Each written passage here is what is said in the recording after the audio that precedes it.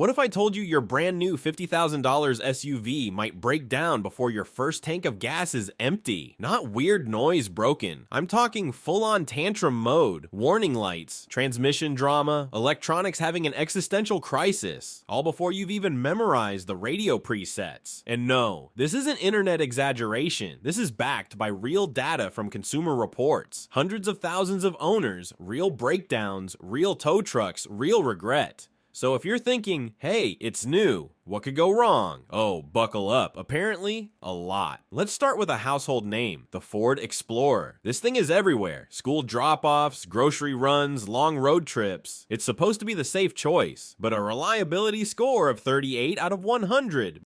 That's not could be better. That's keep roadside assistance on speed dial. The main villain here? The 10-speed automatic transmission. 10 gears sounds fancy until your SUV starts shifting like it's trying to solve algebra. You press the gas and it pauses, thinks about life, then finally moves. Owners report hesitation, rough shifts, and behavior that somehow gets worse over time. That's not personality, that's a cry for help. And then there's the AC in a family SUV in places where summer exists. Some owners report it just giving up early. Nothing like turning your $50K vehicle into a mobile sauna. Bonus fun fact, replacing a modern AC compressor can easily run over $1,000. Hope you like sweating and spending. Next up, the Chevrolet Traverse. This one really makes you raise an eyebrow.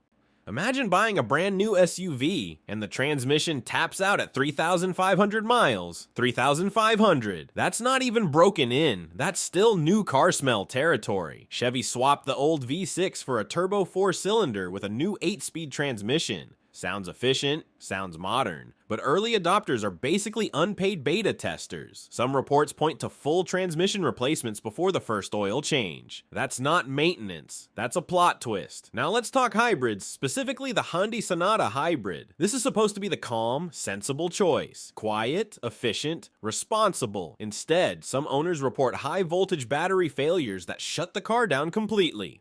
Not check engine soon, more like call a tow truck immediately. Hybrid systems are like relationships. They're great when everything works together, but when they don't, it gets complicated fast. Add in some electronic glitches and clunky behavior, and suddenly your smooth commuter car feels like it's having mood swings. Moving on to the Jeep Grand Cherokee. This one hurts a little. It's supposed to be rugged, dependable, confident. Instead, it's dealing with electrical gremlins that make the dashboard go dark like someone hit a power outage button. Infotainment screens freezing, driver assist features ghosting you, transmissions hesitating. It's like the SUV occasionally forgets it has responsibilities. And if you went for the fancy air suspension, congrats, you've unlocked expensive future problems. Now, the Chrysler Pacifica.